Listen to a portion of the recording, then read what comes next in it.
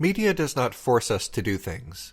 Nobody plays Doom and is transformed from a choir boy to a school shooter. Media does, however, inform and reinforce our worldview. Here's a quick exercise. Close your eyes and imagine a French person. If you've never been to France, you probably imagined either a French celebrity, someone you saw either in popular media or news media, like a politician, or you thought of a French caricature from a cartoon. A beret, a baguette. See, our opinions, beliefs, and conceptions of an entire people are based more on the media we have consumed about them. This can also be true of, everything else, and that's okay. Media can be our window into 99% of the world with which we do not interact.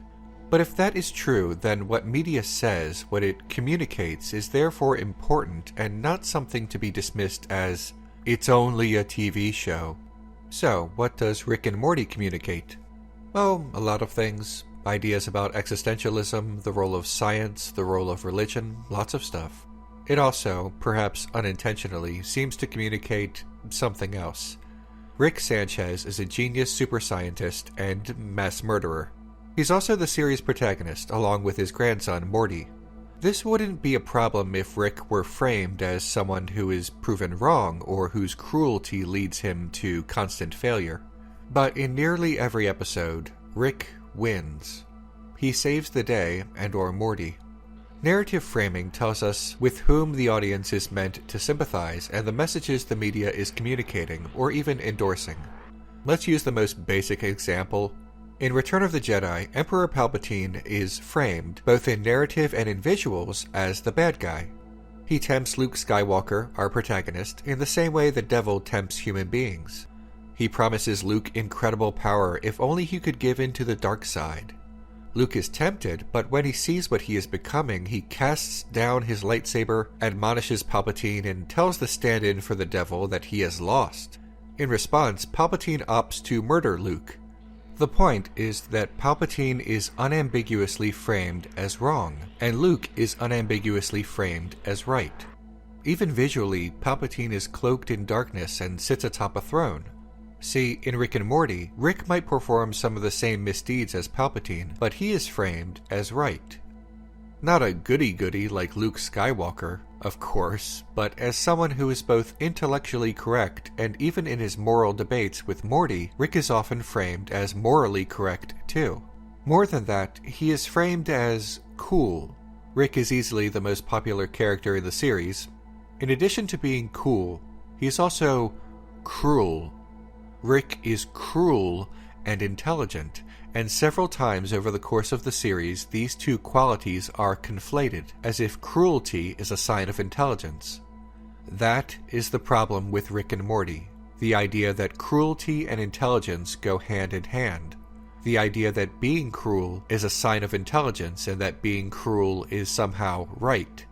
The idea that being cruel is somehow right can be highly attractive to cruel people. Sometimes people who are cruel see their attitude as a sign of their intelligence, and if they believe that is true, then they can believe they are right, and that their cruelty is right. Everyone has encountered someone who has cloaked their cruel words and misdeeds as, "Hey, I'm just being honest." Through the text of the series, not the intention, but the text, Rick and Morty can reinforce this attractive idea for some people. Now, one should not have to explain what the thesis is not right after saying what the thesis is, but since fandom defensiveness has run rampant of late, please allow this brief aside to firmly state what is not the thesis. It's not that Rick and Morty isn't funny. It's not that Rick and Morty is bad. It's not that Rick and Morty can't engage in rated R humor. It's not to condemn literally everyone who watches a television series as toxic. While one could certainly argue that some of the fanbase is toxic, the problem with Rick and Morty is contained within the text of the series. Reaction to the series may be toxic, but that isn't the origin of the problem. The origin of the problem with Rick and Morty lies within Rick and Morty, within the text of the series. Leveling an accusation against the fandom as a whole is unhelpful. That lets the series off the hook and makes the reason that some in the fandom admire Rick seem inexplicable. It's actually a totally knowable thing, with evidence littered throughout the series. It's not inexplicable. Now, you may be thinking, I watch Rick and Morty, and I don't think Rick is right or cool.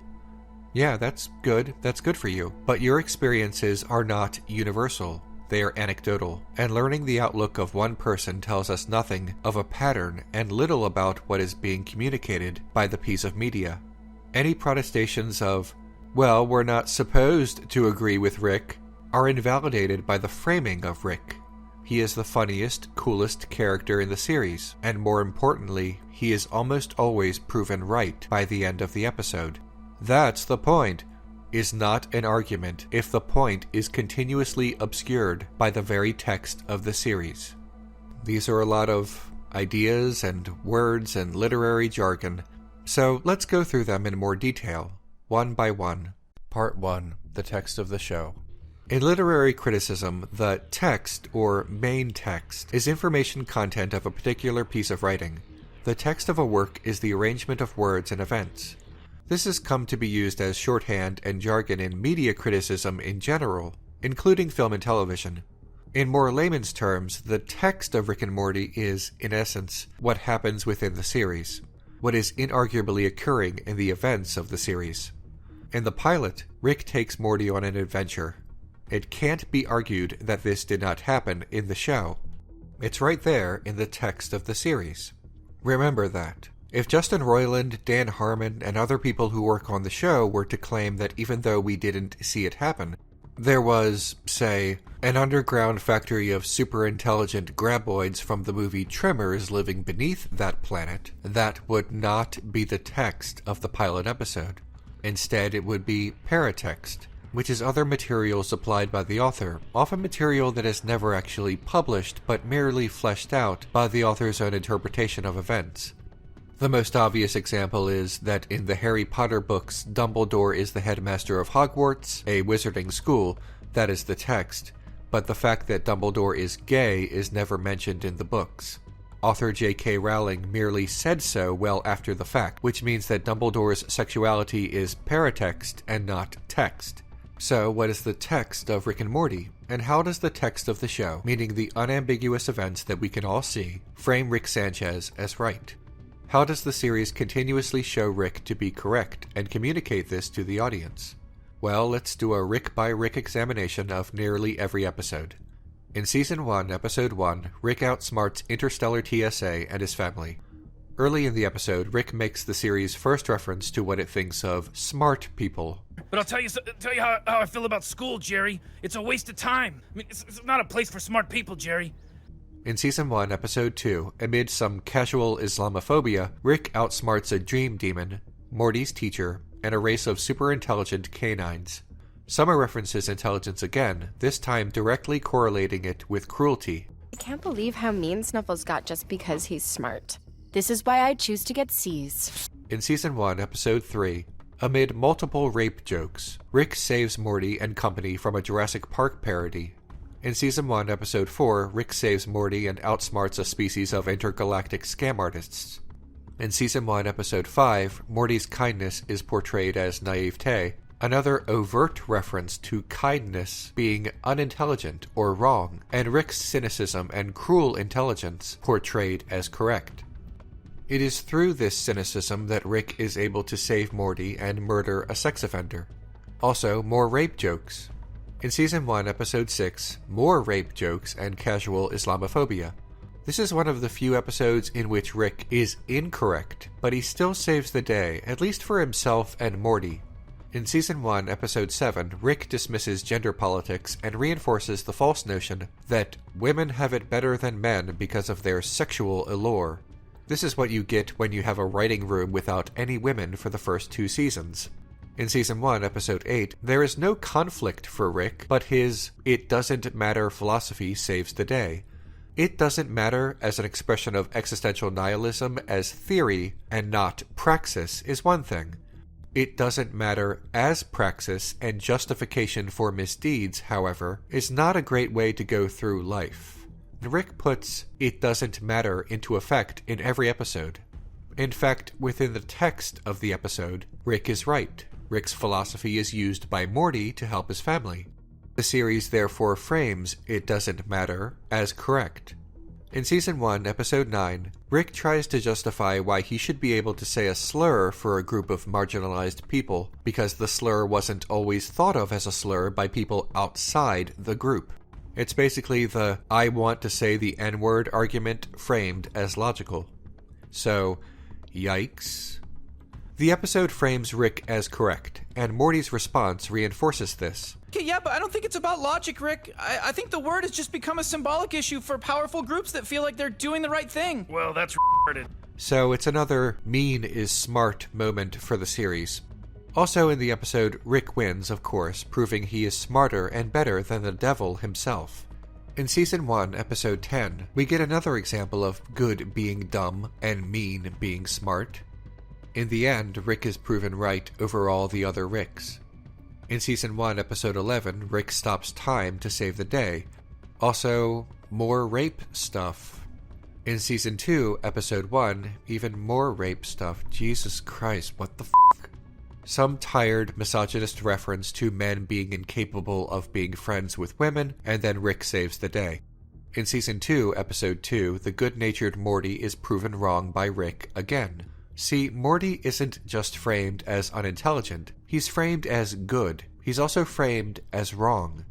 Is everyone getting it? Are we all getting it? Great. This is also true of Jerry. His insecurity about his lack of intelligence makes him a burden for the entire family. We could go on. And we will. In Season 2, Episode 3, we get a lot of new atheism stuff and a moment of Rick's man pain. Defenders of the series would claim that Rick's pain is the series telling us that he's wrong, but that's not exactly true. See, this is a very typical portrayal of man pain and how being right and smart is actually a burden. We're supposed to sympathize with Rick, and people who are cruel can empathize with Rick and see their cruelty as something the world just doesn't understand and become a martyr. This is their cross to bear. Season 2, Episode 4 is actually really funny. In Season 2, Episode 5, there's more new atheism junk. Morty puts his trust in Rick alone, and that saves the world. In Season 2, Episode 6, Rick enslaves a world and wins. In Season 2, Episode 7, more man pain and mild self-reflection, with zero interest in changing. In Season 2, Episode 8, instead of the series reflecting on how it's perceived, it doubles down. Well, Summer, maybe people that create things aren't concerned with your delicate sensibilities. This is common for a television series. It crosses a line, and rather than reflecting and addressing this within the text of a new episode, it instead tells the audience to f*** off. Sometimes a series will take the high road. BoJack Horseman famously acknowledged how an audience empathizing too much with BoJack could be dangerous. This is not done in some throwaway line either. It's an entire season-long arc, but we'll get to that later. In Season 2, Episode 9, Rick and Morty debate morality. Morty's good-natured attitude gets them in trouble, and Rick saves the day with mech suits. In Season 2, Episode 10, Rick says this. Listen, I'm not the nicest guy in the universe, because I'm the smartest, and being nice is something stupid people do to hedge their bets. We really didn't have to wait until the finale of Season 2 for the series' mission statement, because it was scattered throughout the first 2 seasons. Once again, for the people in the back, Rick is almost never portrayed as wrong.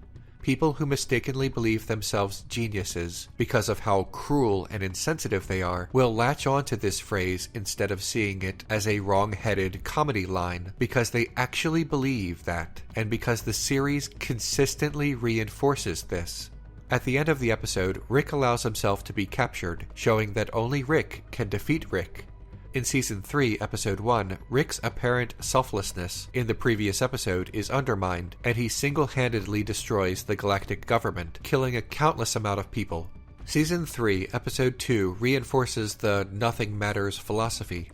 Season 3, Episode 3 is the infamous Pickle Rick story that actually touches on some of Rick's flaws. It's good they actually hired some women writers, right? Then in Season 3, Episode 4, the jerk talks about how triggered he is, and Rick's concept of morality or immorality is proven right. In Season 3, Episode 5, Rick knows what's best for Jerry, who is typical of the mostly good-natured but mostly unintelligent character.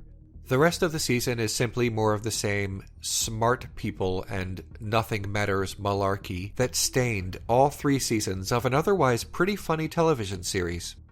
That is the text of the show. Part 2. Okay, so what? Now, someone might argue that the series doesn't mean it that way, referring to the writing staff here. Some of this is probably not intentional. But it is the text of the series nonetheless, and the reason so many fans admire Rick is because of how he is presented. People who equate their cruelty with some perceived intelligence don't want to hear this, but here is the truth. Being mean is not a sign of intelligence. It generally signifies only itself. If anything, it may be an indicator of a lack of emotional intelligence, which is extremely important in dealing with basic human interaction and therefore navigating your way through life. Being mean doesn't make you smart or vice versa. It just makes you mean. In fact, attaching one's cruelty to one's intelligence to prove oneself correct and therefore not cruel is a logical fallacy. It's sometimes called the fallacy of special pleading. It's when someone uses harsh, unfavorable language to describe the actions of others, and uses favorable language to describe the same or similar actions done by themselves. To the person performing the fallacy of special pleading, they are a special case because they're so allegedly smart in their own minds that their cruelty isn't true cruelty. It's only an expression of that alleged intelligence. There is a movement right now, and it can be summed up in a few words. Facts don't care about your feelings. It's a movement of people defined by their insensitivity and cruelty who justify said cruelty by their own false perception of their intelligence.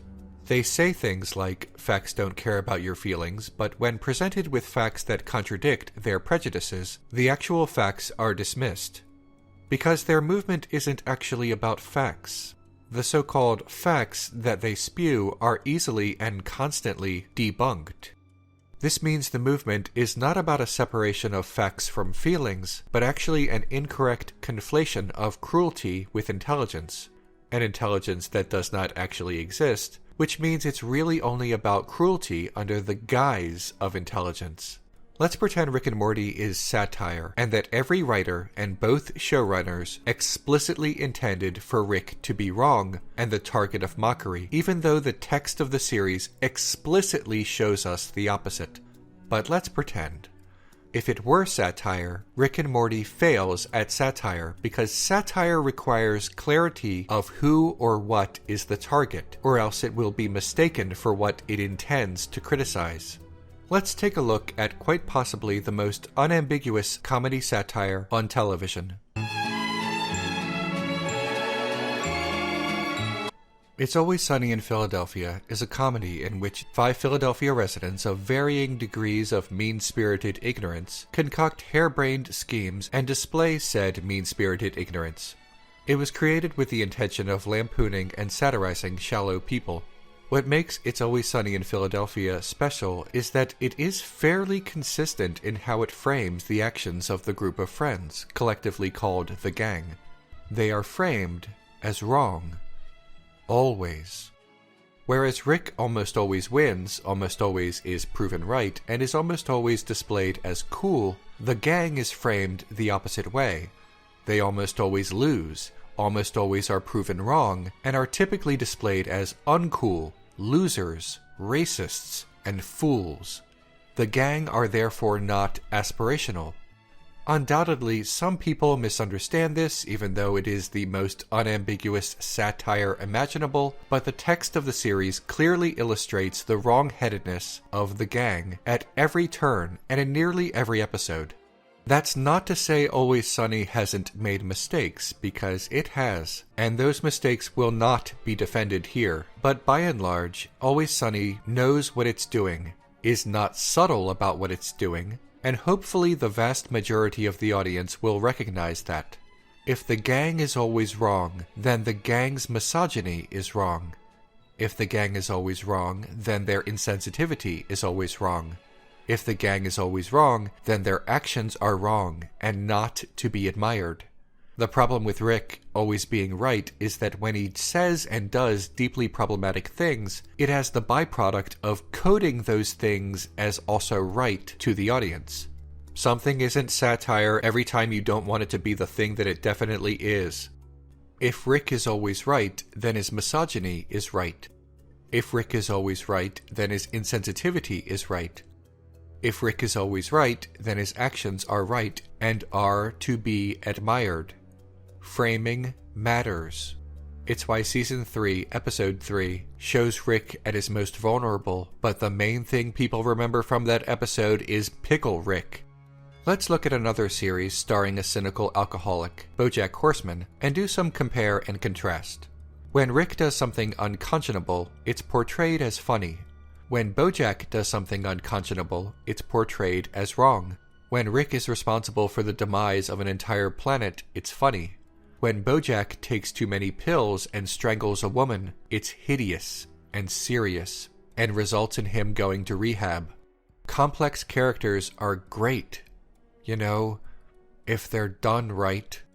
The tone of Rick and Morty is very different from the tone of bojack Horseman, and the manner in which the two series confront the morality and immorality of their protagonists are completely opposite, and therefore communicate completely different messages to their respective audiences.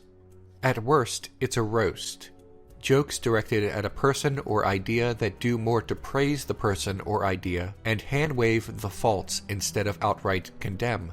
Satire criticizes. Satire condemns. Satire is opposed to something. It is not ultimately sympathetic to it. Rick occasionally slipping up is not enough to be condemnation. Satire requires intent, a target, and explicit criticism or condemnation. Rick and Morty cannot claim satire as defense if it consistently portrays Rick as correct. This was said in a previous video, but it bears repeating here. The phrase, "maybe it's satire," in response to problematic content in media is almost always in bad faith, a hand grenade thrown into the conversation with the intent of scattering the interlocutors in hoping of never having to think critically about said problematic content in media they enjoy. We can be braver than that if we choose to be. We can also choose to be more honest than that. Once again, nobody says you have to stop watching a series you enjoy. Rick and Morty can be pretty funny, but it seems reasonable to suggest that we definitely need to start being honest about what it's communicating, regardless of whether or not it's intentional. Because if we ignore it, then it can become invisible, and therefore harder to notice when it affects us or people we know. When the content, the philosophy, and the movement become normalized. It's a TV show. It doesn't glamorize anything, but maybe it normalizes it. Yeah, I can agree with that. I want to be alive. I am alive. Alive, I tell you. Mother, I love you. I want to hold you.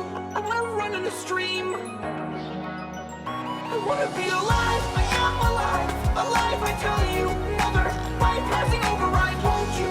I want to run in a stream.